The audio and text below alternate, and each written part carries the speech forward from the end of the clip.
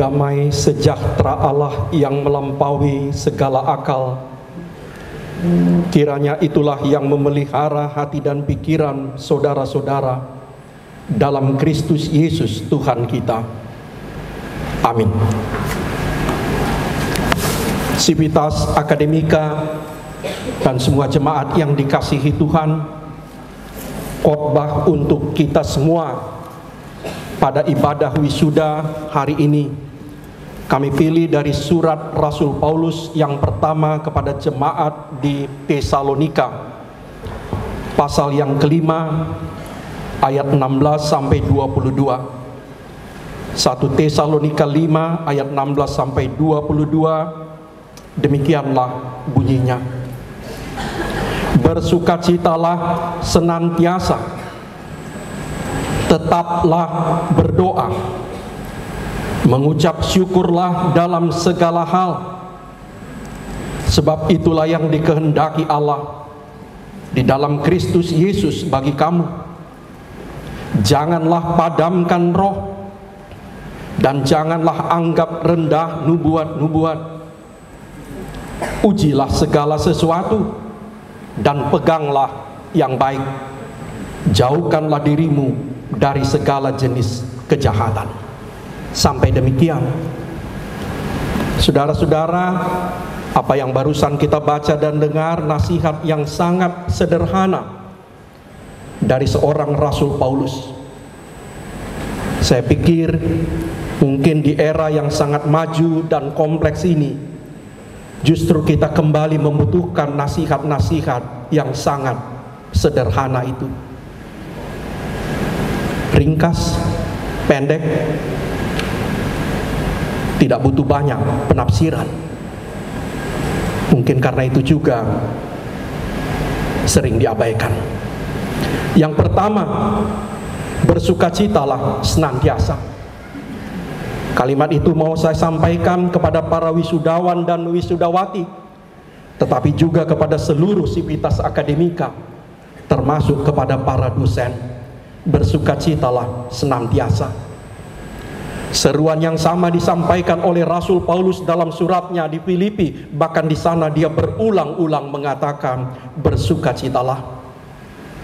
Bersukacitalah tidak hanya di hari spesial ini kepada semua adik-adik kami para wisudawan, tapi tetaplah bersukacita minggu depan, bulan depan, tahun depan, dan seterusnya dalam hidupmu. Saudara-saudara, baiklah kita sadar bahwa sukacita itu adalah pemberian Roh Kudus kepada semua orang percaya. Sekali lagi, sukacita itu adalah pemberian Roh Kudus kepada semua orang percaya, kepada saudara dan saya. Kita tidak perlu melakukan treatment apapun. Kita tidak perlu menggantungkan kepada situasi dan kondisi apapun. Roh Kudus memberikan sukacita itu kepada saudara dan saya. Sebab itu sukacita orang-orang beriman itu tidak tergantung kepada situasi dan kondisi di luar di dunia ini. Sukacita kita itu lebih mirip dengan sukacita seorang anak kecil yang dapat bersukacita pagi, siang, sore, dan malam, hari hujan, mendung, atau siang hari. Sukacita kita itu seperti sungai yang mengalir di pegunungan, yang tidak berhenti-hentinya. Dia tidak meledak-ledak namun hilang seketika, namun dia tetap ada. Seperti itulah sukacita kita. Saudara-saudara, saya sudah sampai kepada satu kesimpulan. Gereja-gereja kita, apalagi gereja yang mendirikan Universitas HKBP Nomensen ini, dan seluruh perguruan tinggi kita kembali membutuhkan sukacita yang sederhana itu. Kita butuh menjadi orang-orang yang riang, bukan orang-orang yang selalu berang. Kita butuh menjadi orang-orang yang selalu gembira, bukan orang yang selalu murung, mengeluh, dan bersungut-sungut. Pesan itu saya sampaikan kepada semua wisudawan dan wisudawati, tapi juga kepada seluruh sivitas akademika. Saya titip kepada Fakultas Psikologi, tolonglah kaji bagaimana membuat kampus ini lebih gembira. Kepada STT, tolonglah kaji bagaimana membuat gereja HKBP lebih gembira. Jangan setiap hari Minggu muka pendetanya murung, sintuanya murung, jemaatnya murung, pulang gereja tambah murung. Begitu juga di kampus ini, pulang kuliah murung, datang murung. Mau kemana lah kita? Tapi Bapak, Ibu, Saudara-saudara, sukacita itu sangat berhubungan dengan pengharapan. Itu nanti yang dikatakan oleh Rasul Paulus dalam suratnya yang ke Roma 12 ayat 12. Sukacita itu sangat terhubung dengan pengharapan. Orang-orang yang melimpah dengan pengharapanlah yang bersukacita. Sebaliknya, orang-orang yang bersukacita juga akan melimpah dengan pengharapan. Ketika kita kehilangan sukacita kita, ketika kita hanya menjadi seorang yang sangat mudah berang, marah, mengamuk, jangan-jangan sadar atau tidak sadar, kita telah kehilangan pengharapan kita. Jika kita mau menjadi gereja, menjadi kampus, menjadi komunitas yang selalu riang dan gembira, mari kita pelihara pengharapan itu di hati kita. Alkitab juga mengatakan sukacita itu sangat terhubung dengan kasih. Itu nanti yang dikatakan Yesus dalam Injil Yohanes pasal ke-15. Hiduplah dalam kasihku supaya sukacitamu menjadi penuh. Hanya orang-orang yang merasakan dirinya dikasihi dan mengasihi, itulah orang-orang yang selalu riang dalam hidupnya.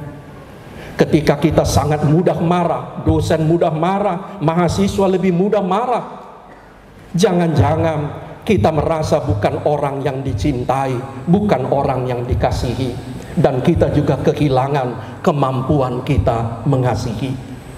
Karena itu, pada kesempatan yang sangat berbahagia ini, marilah kita menyimak kembali pesan yang sangat sederhana dari seorang Rasul Paulus itu. Bersukacitalah senantiasa, jadilah kampus yang gembira, jadilah wisudawan, jadilah sarjana yang gembira, jadilah orang tua yang gembira.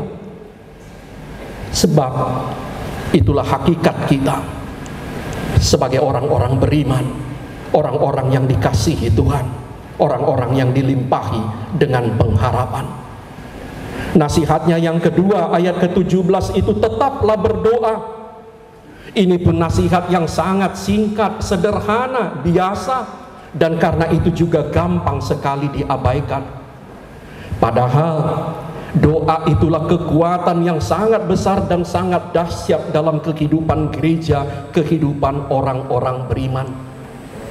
Kalau Rasul Paulus mengatakan tetaplah berdoa, itu artinya tetaplah terhubung dengan Allah yang maha kuat dan maha kasih, maha cinta itu. Saya tidak mengatakan, Paulus juga pasti tidak mengatakan supaya saudara dari pagi sampai malam duduk di kamar, datang ke gereja melipat tangan untuk berdoa. Tidak, saudara harus bekerja. Doa tidak menggantikan usaha, doa tidak menggantikan belajar, tetapi tetaplah berdoa, tetaplah terhubung dengan Allah yang maha kuat itu. Mintalah hikmatnya, mintalah kekuatannya, mintalah cinta kasihnya, mintalah pengharapan yang berlimpah-limpah yang ada padanya itu. Hadapilah realitas bersama Dia yang mati dan bangkit itu. Sekali lagi, secara khusus saya sampaikan kepada para wisudawan yang akan meninggalkan kampus ini, masuk ke tengah-tengah realitas kehidupan yang mungkin tidak ramah bagi saudara. Hadapilah realitas itu bersama Dia yang mati dan bangkit itu. Bentuklah masa depanmu sesuai arahannya, sesuai bimbingannya. Sebab itu, tetaplah berdoa, bukan hanya menjelang masa ujian, tapi dalam seluruh waktu aspek kehidupan kita. Nasihatnya yang ketiga juga sangat sederhana, mengucap syukurlah dalam segala hal. Mengapa orang-orang beriman diminta mengucap syukur dalam segala hal? Apakah kita harus mensyukuri kesakitan kita? Apakah kita harus mensyukuri kemiskinan kita? Tidak. Kita diminta mengucap syukur dalam segala hal karena Allah hadir dan menyatakan kebaikannya juga dalam segala hal. Kepada para wisudawan dan wisudawati, mengucap syukurlah hari ini. Ingat, pencapaianmu hari ini besar andil orang tuamu. Sebab itu ucapkanlah syukur atas orang tua, ibu dan ayah yang dihadirkan Tuhan dalam hidupmu.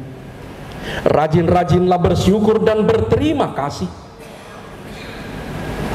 Secara khusus kepada komunitas kita harus belajar lagi bersyukur dan berterima kasih. Sebab tidak ada orang yang bisa bersyukur secara otomatis. Dalam kisah Alkitab, dalam Lukas 17 kita menemukan ada 10 orang yang kusta disembuhkan oleh Yesus.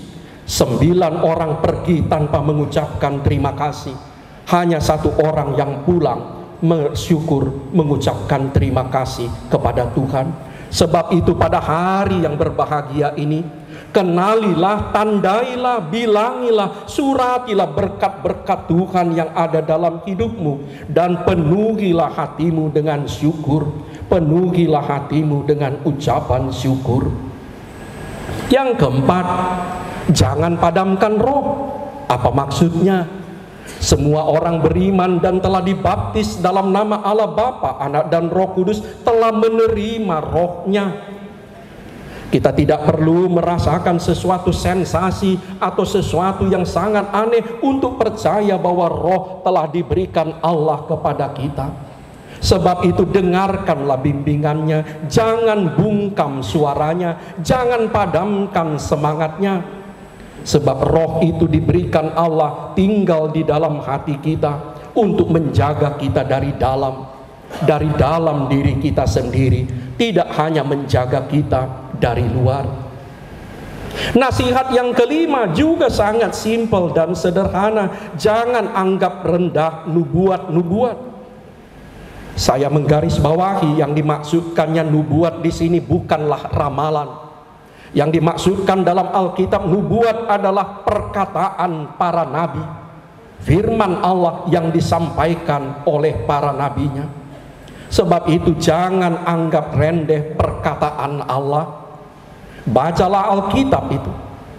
Bacalah Alkitab itu sumber kekuatan dan hidupmu. Sebagai seorang pendeta, saya tidak menganjurkan kalian orang-orang beriman untuk membuat saban sekali mengutip-ngutip ayat, menuliskannya dalam status media sosialmu sehingga orang malas membacanya. Tidak. Tetapi saya minta sesuai dengan nasihat Paulus, jangan pernah meremehkan Alkitab. Bacalah. Baca dari Perjanjian Baru, baca 4 Injil, baca Mazmur, baca Amsal yang selalu dikutip dalam acara wisuda UHN ini. Sebab firman itulah hidupmu, dan firman itu hidup, dan firman itu berkuasa. Keenam, ujilah segala sesuatu dan peganglah yang baik. Ayat 21. Allah memberikan kita akal budi untuk memilih dan memilah, menimbang dan mengira, memeriksa dan menguji. Gunakanlah karunia Allah itu yang telah diberikannya kepada kita.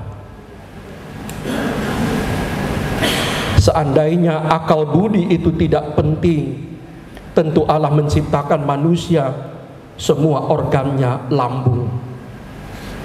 Sebab itu gunakanlah akal budi itu. Sebab Allah telah menciptakannya dan menempatkannya dalam dirimu dan diriku. Saudara-saudara, jangan sia-siakan anugerah Allah, termasuk anugerah akal budi itu. Sebab itulah Paulus mengingatkan 2000 tahun yang silam, sebelum ada mesin hoax, sebelum ada artificial intelligence yang dirancang untuk menyebar kebohongan, Paulus sudah katakan, ujilah segala sesuatu. Nanti Rasul Yohanes dalam 1 Yohanes 4 ayat 1 juga mengatakan hal yang sama. Ujilah setiap roh, ujilah setiap ajaran, ujilah setiap berita. Jangan mudah percaya, jangan mau dibodoh-bodohi, jangan mau menjadi korban karena kemalasan kita untuk menguji, memeriksa, menimbang, dan memilah. Dan pilihlah yang baik. Yang terakhir, Dan ketujuh, jauhkan dirimu dari segala jenis kejahatan. Jauhkan dirimu dari segala jenis kejahatan. Saya sudah sampai pada kesimpulan ada dua kejahatan yang sangat terorganisir dan sangat sistematis pada zaman sekarang yang siap menerkam dan sudah banyak menerkam dari kita. Pertama, peredaran narkoba yang entah kenapa tidak bisa diberantas sampai sekarang. Yang kedua, judi online. Yang ketiga, mungkin pada awalnya bukan kejahatan tapi sangat dekat dengan keduanya, pinjaman online. Transaksi dari masing-masing itu triliunan per hari.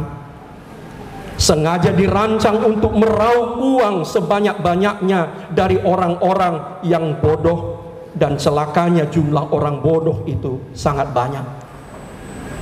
Saya mau mengatakan kepada para wisudawan dan para mahasiswa, jauhkan dirimu dari segala jenis kejahatan, apalagi 3 jenis kejahatan itu. Ingatlah, sekali kau pakai narkoba, hidupmu sudah selesai, kau mati.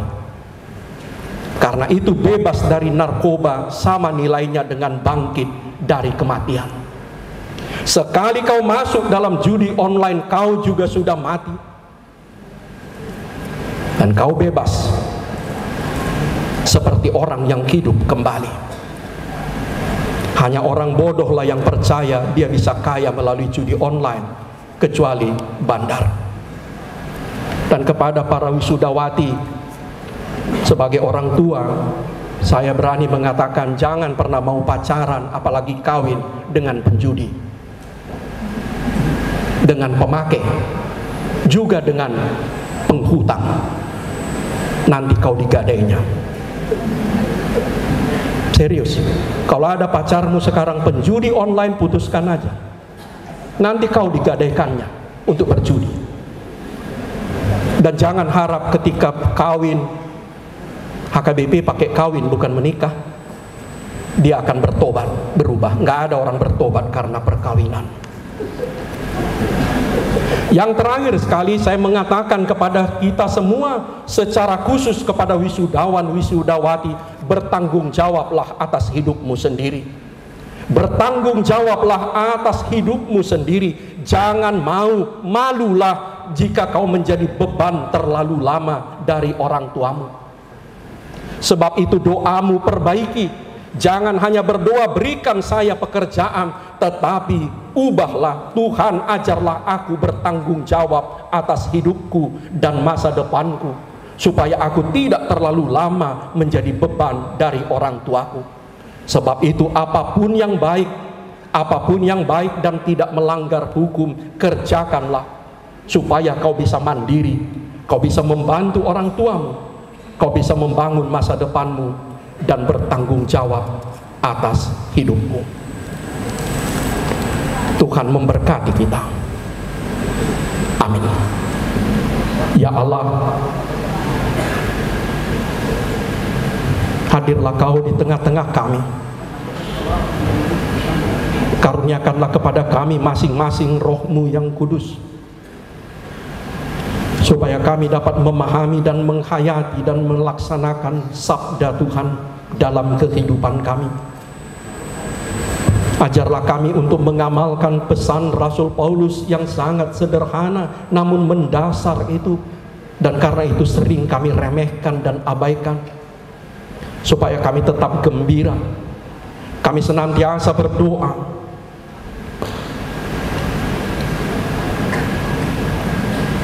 kami selalu menganggap penting pembacaan Alkitab dan tidak pernah meremehkan nubuat ataupun suara kenabian, supaya kami tetap memelihara api Roh Kudus yang Kau berikan dalam hati kami, supaya kami tetap bersyukur, supaya kami Tuhan menguji segala sesuatu dengan akal budi yang Kau anugerahkan pada kami, dan supaya kami Tuhan memiliki keberanian memutus menjauhkan diri dari segala jenis kejahatan. Berkati para wisudawan dan wisudawati hari ini, Berkati para orang tua yang telah melahirkan dan membesarkan mereka dan menyekolahkan mereka dengan jerih payahnya. Berkati para dosen, para guru-guru yang telah mendidiknya. Berkati kampus Tuhan yang telah menjadi wahana dari pendidikan tinggi mereka. Semua ini, doa ini kami sampaikan hanya dalam satu nama, nama Kristus Tuhan dan Juru Selamat kami.